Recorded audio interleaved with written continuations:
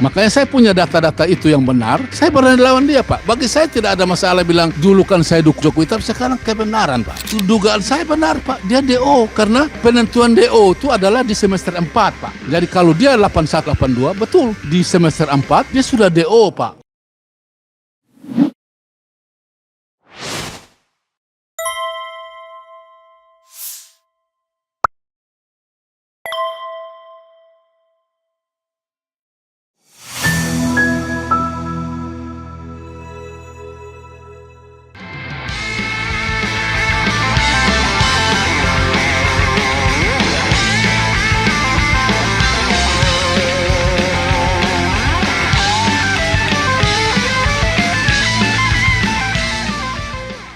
Assalamualaikum warahmatullahi wabarakatuh. Sobat RH sekalian, jumpa lagi kita di channel yang keren ini. Keren cadas Keren cadas. Ya saudara sekalian, saya bertemu dengan tamu istimewa saya. Namanya oke. Tamu istimewa saya, namanya saya dekatkan lagi rupanya agak kita. Nah, namanya Yusuf Leonard Henuk. Jadi yang jelas beliau ini dari kampung Tabola Bale. Dari kampung Tabola Bale. Dan Yusuf Henuk dulu hobi sekali ngeritik Refli Harun, ya kan? Mengkritik SBY dan AHY juga. Pokoknya termul kelas 1 dia, ya kan. Pro Jokowi kelas 1. Nah, sekarang kok agak berubah orientasinya. Ini agak ini. Termasuk juga langkah-langkah dia mengadukan dan kemudian macam-macam lah. Nanti kita akan gali lebih lanjut. Makasih, Bro, ya. Malam ya, selamat malam. Oke. Bro Henuk ya. Walaupun saya panggil bro, Anda profesor sesungguhnya, Prof. Ya, yang penting kita sama-sama. Nah, saya ingin bertanya ya. Akhir-akhir ini saya mencermati Anda dan agak berbeda dengan dulunya. Barangkali Anda bisa menceritakan apa yang terjadi. What happened with you? Silakan sepanjang-panjangnya. Oke, jadi pertama-tama saya terima kasih banyak. Saya diundang oleh sobat saya yang dulu memang kami musuh bebuyutan karena saya di seberang jalan, dia di seberang jalan. Dan saya harus akui bahwa dulu saya di seberang jalan karena saya dari NTT. Dan NTT itu kan hampir 90% klaim Jokowi menang. Jadi saya harus ikut suara banyak kan. Kemudian saya harus jujur juga bahwa Jokowi begitu-begitu, dia pernah ke pulau kami, Pulau Rote, Pulau Paling Selatan di NTT. Pulau Rote itu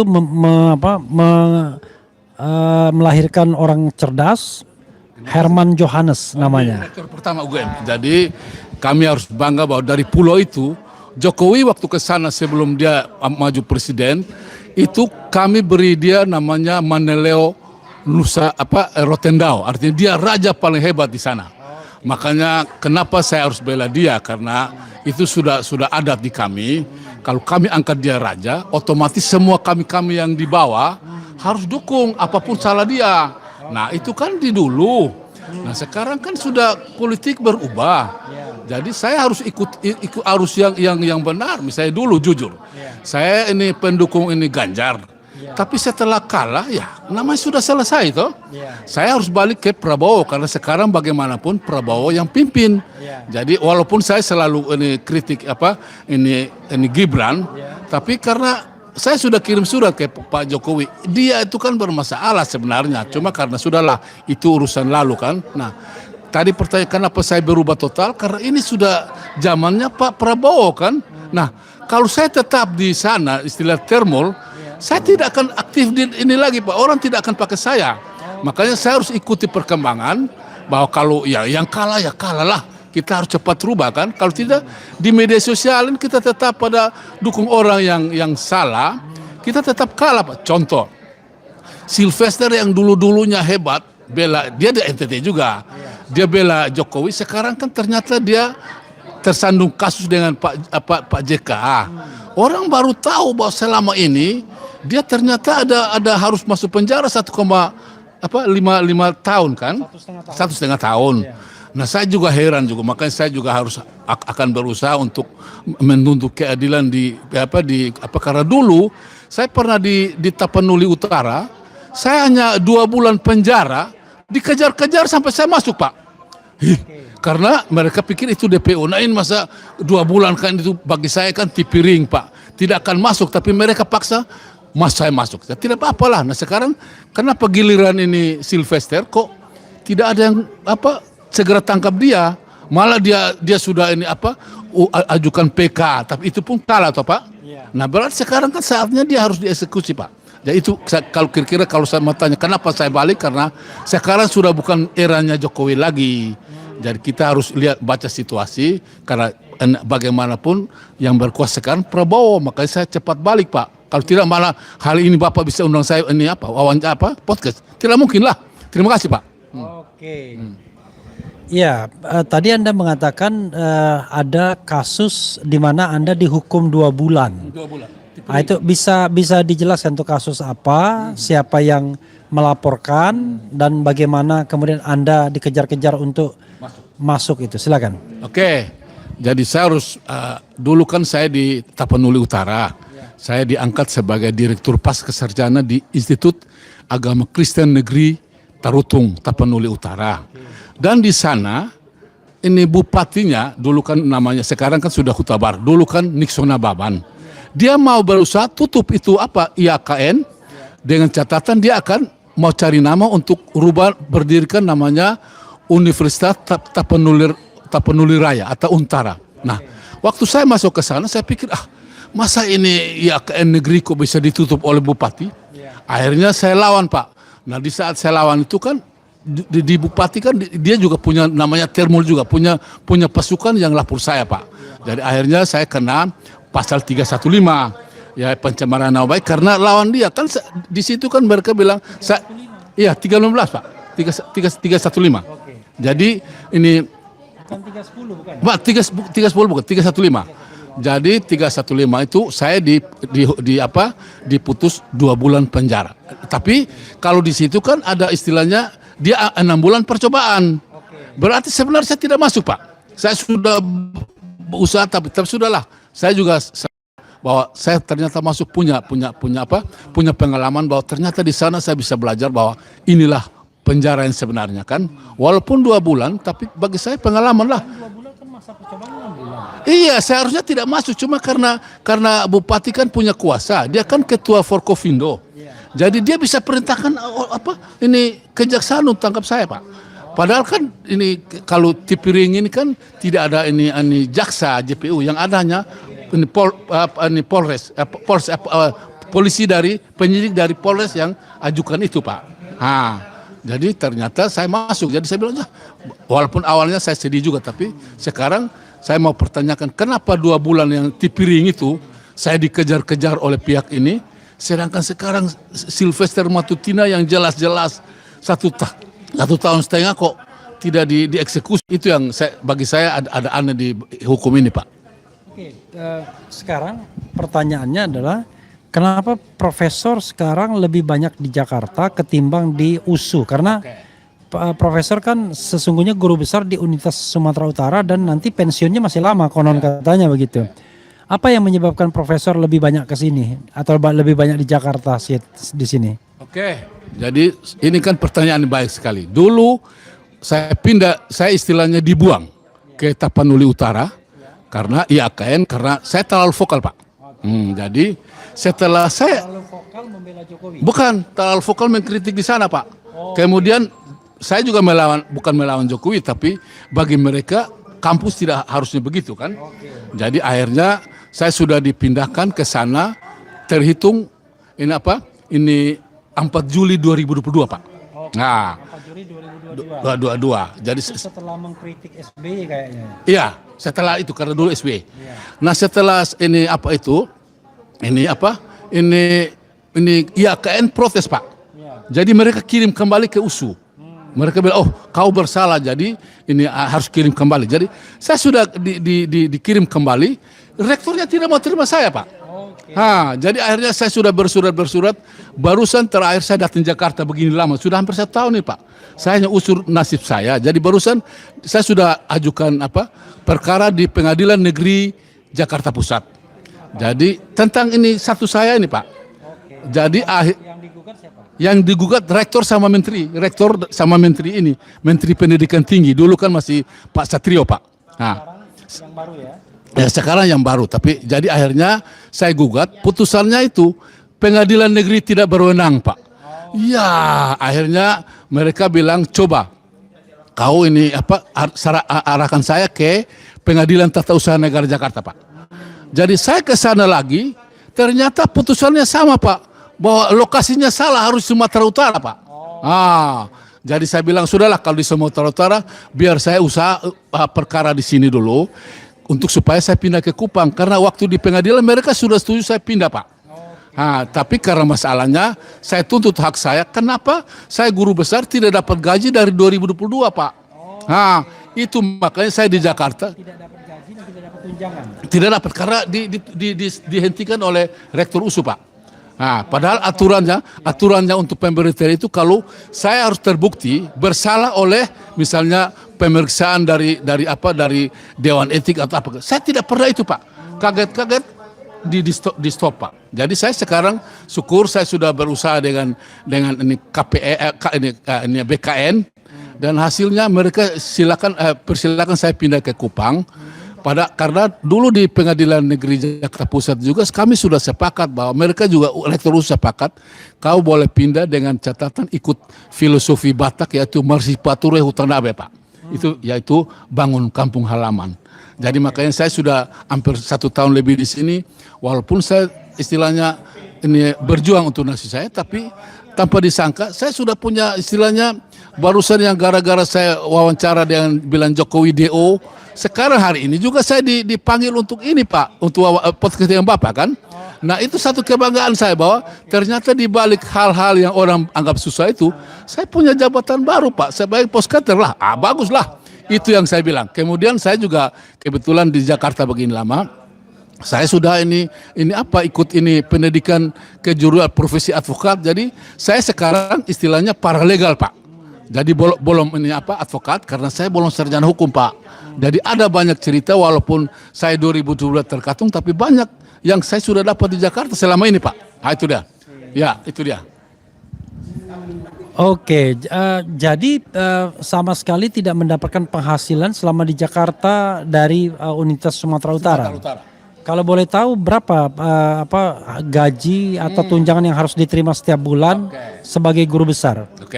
Terima kasih, ini pertanyaan bagus. Jadi begini Pak, kami kan guru besar, itu gajinya adalah ini 2 kali gaji pokok untuk tunjangan kehormatan dan 1 kali gaji pokok untuk sertifikasi dosen Pak. Nah sekarang kan saya mau bilang Pak, saya harus jujur bahwa gaji pokok saya kan 7 juta sekian karena saya sudah golongan 4C, jadi 7 juta sekian. Jadi kalau mau total terima kan, saya harus terima 28 sekian lah. Harusnya, tapi saya tidak terima yang dia hanya bayar saya gaji pokok Pak. Nah 7 juta itu kan gaji pokok diterima. Iya diterima lah. Nah Tetapi gaji yang tunjangan tidak diterima. Nah saya berjuang untuk dibayar karena saya tidak bersalah karena menurut aturan Kementerian Keuangan itu harus dibuktikan, pemberhentian gaji harus dibuktikan dengan ada penetapan SK pemberhentian dari PPK, dari Menteri Pak. Nah sekarang tidak ada. Kalau tidak ada kan saya berhak mintalah. Jadi akhirnya sekarang saya harus jujur bahwa saya lagi berjuang untuk kembali ke Kupang.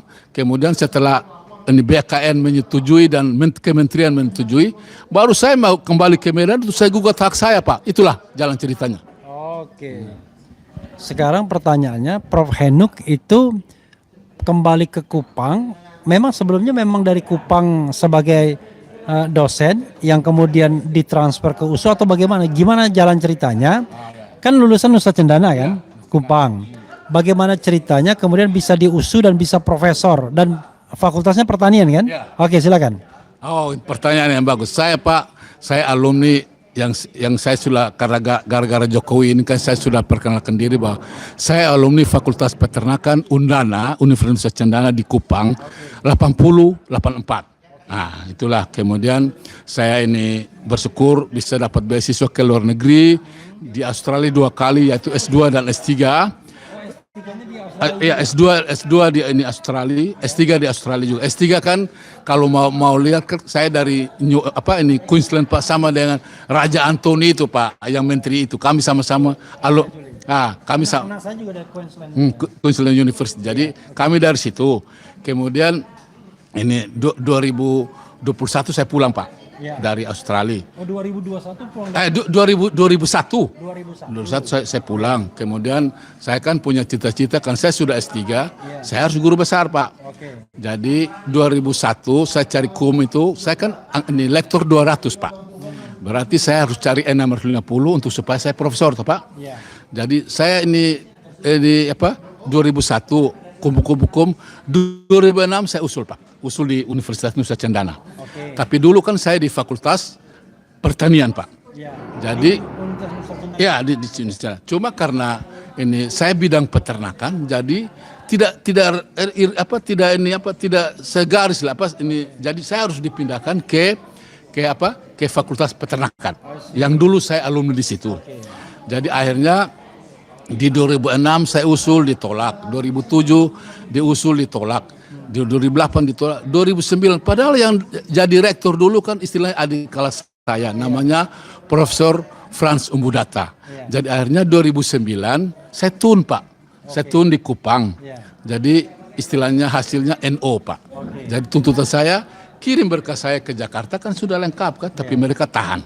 Setelah itu akhirnya saya ini NO, saya ini naik ke Pengadilan Tinggi Surabaya kan, Kupang tidak ada kan. Hasilnya sama Pak. Akhirnya saya naik ke Mahkamah Agung. Nah itu 2009 Pak. Jadi ternyata setelah saya masuk ke sana, tuntutan saya tanpa disadari mereka sudah kirim berkas saya ke Jakarta Pak. Dari Kupangnya. Jadi saya ini guru besar terhitung 2 Agustus 2010 Pak. Dari Nusa Cendana. Oke. Setelah itu karena ini dulu kan ada istilah namanya PAR Pak, program recharging itu dari Kementerian Dikti, Dikput itu, yaitu bisa ke luar negeri Pak. Okay. Jadi 2010 saya ke Amerika Pak. Okay. Saya ke sampai satu tahun 4 bulan aja Pak. Okay. Nah, setelah 4 bulan saya pulang 2011 saya dikukuhkan jadi guru besar Pak di Universitas Cendana. Setelah itu karena namanya kalau sudah profesor kan untuk calon rektor kan harus Pak. Jadi 2013 saya calon rektor Pak. Tapi saya kalah. Nah, setelah itu yang menang namanya Profesor Fred Benu, dia menang kan. Dia panggil saya, bilang kau dukung saya dukung. Tapi saya bilang habis itu saya dapat apa? Dia bilang nanti 2011 Pak ya, 2011. 2013 itu 2013 maju rektor Pak. Jadi setelah itu dia bilang begini, nanti 2015 kau jadi dekan Fakultas Peternakan. 2015 istilah saya menang, kok tidak dilantik Pak? Makanya saya bilang Pak, sudah kita jangan ini lagi. Saya mau pindah ke Sumatera Utara. Dia kaget, kenapa kau anak daerah kok bisa pindah? Sudahlah, lama pindah. Nah, kebetulan itu saya ini bilang dia setuju Pak. Jadi saya ke Universitas Sumatera Utara dari 2016. Iya, karena istilahnya begini, mereka senang karena yang pindah ini profesor Pak. Bukan doktor kan. Jadi kami untung. Kebetulan dulu di sana calon rektornya namanya Profesor Runtung Sitepo Pak. Dia orang Karo. Nah kebetulan dulu saya kan punya istri orang Karo Pak. Jadi saya dimargakan Ginting. Jadi akhirnya karena dia orang Karo, saya dukung dia. 2016 dia menang Pak. Dia menang. Jadi setelah dia menang, dia bawa SK saya ke Jakarta. Saya sah pindah ke sana 2016. Nah itu karena ini saya di fakultas ini pertanian Pak. Setelah itu Saya juga pikir, masa saya 2021, 2016 sampai 2021 kok tidak ada jabatan apa-apa di sana kan? Akhirnya ini teman saya ada di Institut Agama Kristen Negeri, namanya Profesor Lince Sihombing. Dia bilang, kau pindah datang sini karena ini kebetulan dulu kan 2021 itu kan COVID Pak. Jadi Direktur Paksa Sarjana meninggal Pak. Makanya saya pindah ke sana, rektor USU sudah senang karena istilahnya musuhnya sudah pindah toh. Jadi dia pindahkan saya, padahal ternyata di pengadilan barusan di pengadilan negeri ini Jakarta Pusat terbukti bahwa kepindahan saya tidak sah karena tidak ada persetujuan dari PPK, tidak ada persetujuan dari menteri. Makanya saya juga heran kok saya orang peternakan kok bisa pindah ke agama, itu ya. Itu salahnya. Nah, makanya sekarang saya sudah kembali, tapi dia tidak terima, tapi sudahlah. Yang penting gara-gara dengan kasus ini kan saya bisa kembali ke NTT lagi toh. Itu ceritanya Pak. Oke, sekarang di NTT belum diterima lagi, sudah? Sekarang lagi diproses Pak. Oh, lagi diproses. Jadi barusan saya harus buka kartu. Mereka dari BKN sama ini suruh saya kan selama ini mau pindah ke namanya Universitas Nusa Lontar di Rote Pak, tempat leluhur saya, Kampung Halaman. Tapi barusan saya menghadap ini BKN tolak karena saya kan dosen negeri Pak. Tidak mungkin pindah ke swasta kan? Karena katanya mereka ada moratorium. Jadi mereka suruh saya pilih. Akhirnya saya bilang sudahlah. Kebetulan dulu saya pernah ke Australia yang pertama dikirim oleh Politeknik Negeri Kupang Pak. Jadi sekarang saya lagi proses untuk pindah kembali ke Politeknik Negeri Kupang karena persyaratan diberikan oleh Kementerian Pendidikan Tinggi dan ini BKN adalah harus cari PTN negeri Pak. Jadi saya tidak mau kembali ke Undana, Universitas Cendana, tapi saya lebih memilih ke Politeknik Negeri Pertanian Kupang. Itu dia ceritanya. Waduh, oke. Itu cerita mengenai soal pro dan kontra status sebagai guru besar ya. Tapi kenapa Pak Henuk getol sekali? Kalau oke lah, tadi kan bilang karena Raja Jokowi. Tapi kenapa getol sekali menyerang? Padahal kan orang seperti saya kan nggak ngapa-ngapain, nggak kenal juga sama Prof Henuk ya kan. Tapi tiba-tiba dari sana bikin konten YouTube yang gila-gilaan. Itu kenapa gitu lah? Begini Pak. Saya kan harus jujur bahwa saya kan guru besar. Di guru besar kan kami yang guru besar itu ada di pasal 49 ayat 2 adalah Undang-Undang Guru 2000 dosen guru 2005 itu Pak. Itu bilang begini, tugas guru besar adalah menulis dan mencerahkan masyarakat, ya kan? Nah, dalam kasus Jokowi ini ternyata saya lihat kan ijazahnya tidak benar Pak. Makanya saya harus buka kartu di sini bahwa saya yang pertama protes bahwa dia itu DO Pak. DO. Jadi itu waktu saya podcast pertama di Forum Keadilan, saya bilang dia DO, memang betul DO. Nah, ternyata waktu saya bilang itu, saya harap ada klarifikasi balik dari Jokowi. Jadi kenapa saya itu? Karena saya mau bilang kejujuran aja Pak, yang benar aja kan. Makanya saya balik kan. Nah, dalam saya bilang Jokowi DO itu karena itu berdasarkan pengakuan dia pada tanggal 29 Juni 2013 bahwa IP dia kan di bawah 2,0 Pak, ya kan? Nah, saya kan masuk kuliah tahun 80. Sama dengan dia. Saya tamat 84, dia masuk 80, dia tamat 85. Nah, sekarang ini ada dua masalah yang dihadapi oleh Pak Jokowi. Satu SMA-nya. Saya kan SMPP 34 Kupang Pak. Itu sah. Dia kan kami juga tahu dia SMPP 40 Solo Pak, Surakarta. Tapi kan dia kan sudah terlanjur promosi ke mana-mana bahwa dia SMA Negeri 6 Solo kan. Salah sebenarnya itu Jokowi, kesalahan dia itu salah karena dia sudah SMA Negeri 6 Solo itu kan ini baru ada di tahun 1985 Pak. Nah, tahun 80 kan di SMPP. Jadi akhirnya saya ini berani buka kartu begitu karena saya tahu itu salah, dia sudah salah Pak. Nah, tujuan saya misalnya, saya kan sudah bilang kalau dia laporkan saya bisa, tapi saya harus buktikan dulu apa betul kau SMA negeri ini, negeri 6, bukan SMPP.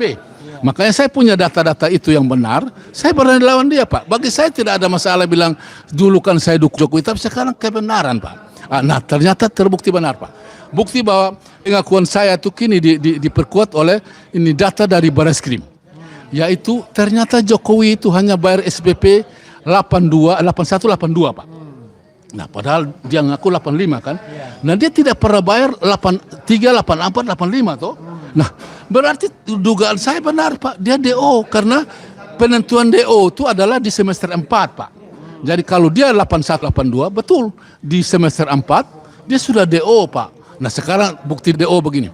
Dia kan bilang Bareskrim bilang dia ini apa? KKN tahun 1983 kan, Pak? Nah, padahal tidak ada bukti dia bayar SPP pada tahun itu. Bagaimana dia bisa KKN, ya kan? Kemudian Bareskrim juga Dirtipidum juga bilang begini. Dia kan ini KKN di ini Kecamatan Wonosegoro, Kabupaten Boyolali. Padahal kan tidak bisa. Kita kan Pak juga tahu, kita KKN ke desa, Pak, ya kan? Nah, dia itu kan di Kecamatan Wonosegoro ada 11 desa, Pak. Nah, tidak tahu desa mana yang Jokowi itu. Makanya barusan saya selalu bilang ini Dirtipidum salah. Seharusnya waktu dia mau pengumuman ini tempat lokasi Jokowi, dia koordinasi dengan Jokowi. Dulu kau ini KKN di mana kan? Tidak ada. Nah, sekarang baru ketahuan lagi. Jokowi mengaku bilang dia ini apa? KKN tahun 85. Ya, mana yang benar? Mana yang benar? Itu yang sekarang akhirnya ketahuan bahwa dia salah. Jadi hari ini lagi misalnya kita bersyukur ada teman-teman kita yang 3, yaitu mereka buat buku Jokowi White Paper. Nah, kalau dari buku itu saya sudah yakin bahwa itu, nah di buku itu juga di Pak Rismon kan Pak Roy kan sudah buka tentang pengakuan saya berdasarkan Tempo itu, Pak. Bahwa dia IP kan di bawah 2,0. Jadi sudah DO lama, Pak. Jadi makanya saya bilang, saya tidak takut dia lapor saya karena saya pikir saya omong apa adanya. Kalau misalnya saya sudah janji sampai sekarang juga, kalau dia bisa buktikan bahwa dia punya jasa asli, ya saya namanya guru besar, saya minta maaf toh, ya kan, wajar lah. Tapi kalau dia tidak bisa lah, saya tetap bertahan bahwa dia sudah DO dari tahun 1982 karena dia bayar SPP batas itu, Pak. Oke, Prof. Tadi belum dijawab pertanyaan saya, kenapa Anda begitu aktif membela Jokowi dan mengkritik orang-orang seperti saya, padahal saya sendiri nggak pernah kontak, nggak pernah clash sama Anda begitu? Oh, begini, Pak. Dulu kan kita ini bersebelahan gerbong lah, Pak, jujur ya. Dulu kan saya sudah bilang tadi kan di wawancara bahwa Jokowi kan di NTT kan dikatakan 90% kan. Kemudian kami dari Rote kan beri dia gelar Manele Rotendao atau Raja Rotendao, Pak. Jadi makanya saya harus kritik Bapak karena Bapak berseberangan dengan saya dan memang saya dukung dia, Pak.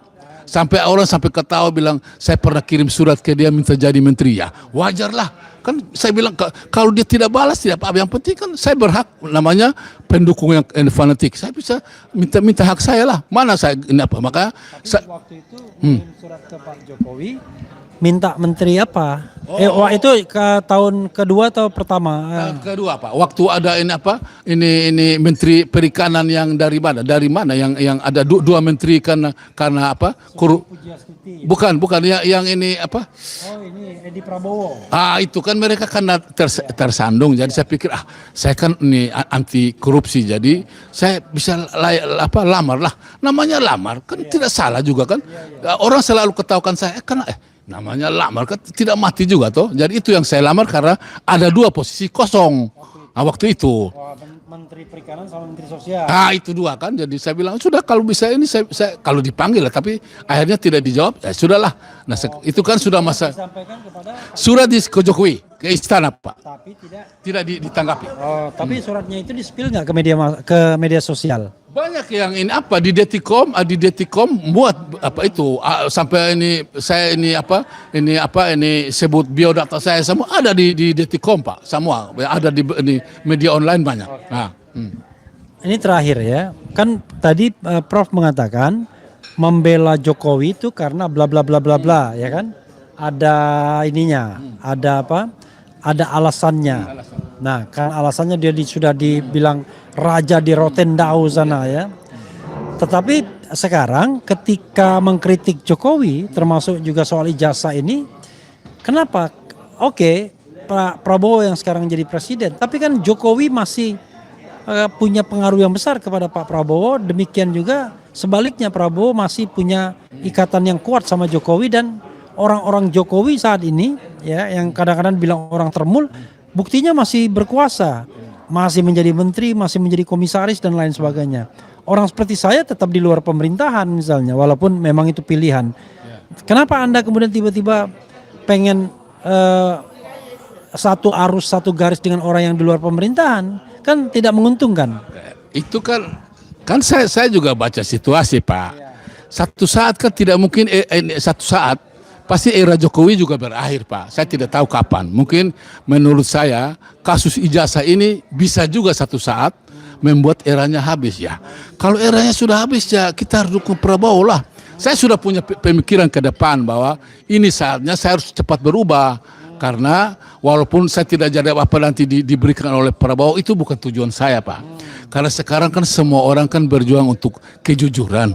Saya selalu bilang, misalnya Jokowi, dulu waktu ini apa kan Ibu Mega bilang, kalau ada ijazah tunjukkan saja, toh, Pak. Saya juga punya prinsip begitu. Kalau ada hentikan, kenapa ini? Nah, sekarang kan tetap bertahan. Akhirnya walaupun setuju atau tidak, akhirnya buku nama Jokowi White Paper oleh Rismond Roy dan Dr. Tifa sekarang makin top. Dan hari ini saya bersyukur saya dengan Pak Refli kan bisa hadir sebagai ya tamu yang khusus lah, kita bisa tampil di situ kan. Nah kalau sekarang saya masih termul, tidak mungkin saya masuk di itu, saya diusir lah. Itu Pak. Ya, sahabat sekalian ya, luar biasa dengan Prof. Henuk ya. Di balik keterus terangannya tersimpan satu prinsip yang sederhana sesungguhnya. Karena yang berkuasa hari ini Prabowo, ya harus ikut Prabowo. Jokowi suatu saat juga akan berakhir. Prof, closing statement, Prof. Oke.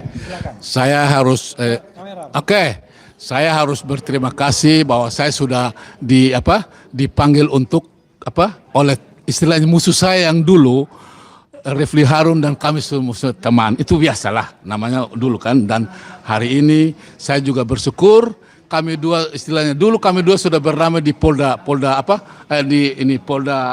Metro Jaya, karena kami pas dia Jumatan saya ketemu, dan hari ini kami dua juga sudah ketemu lagi untuk kedua kali di bedah buku Jokowi White Paper. Nah ini kesempatan yang bagus bahwa ternyata kalau kami ikuti ini Jokowi sampai kapanpun pasti kalah. Dan akhirnya kalau begitu berarti cita-cita saya bahwa satu saat era Jokowi bisa akan berakhir setelah kasus buku ini akan dibedah di mana-mana, karena akan dibedah di semua kampus untuk menyadarkan orang bahwa Jokowi sebenarnya tidak punya ijazah S1 maupun diduga juga tidak punya ijazah SMA. Terima kasih, Pak.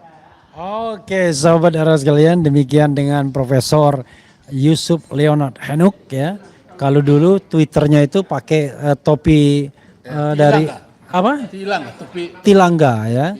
Topi yang juga dipakai oleh sama Tabola Bale itu siapa itu? Yang baru di istana itu ya.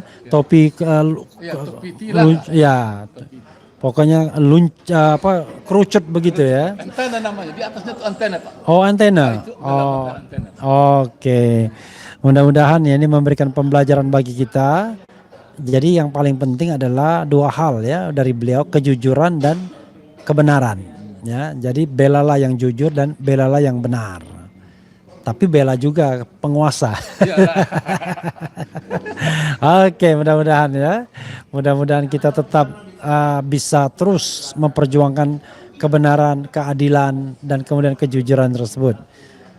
Begitu saudara sekalian. Wassalamualaikum warahmatullahi wabarakatuh. Ciar. Terima kasih banyak, Pak. Terima kasih banyak, Pak.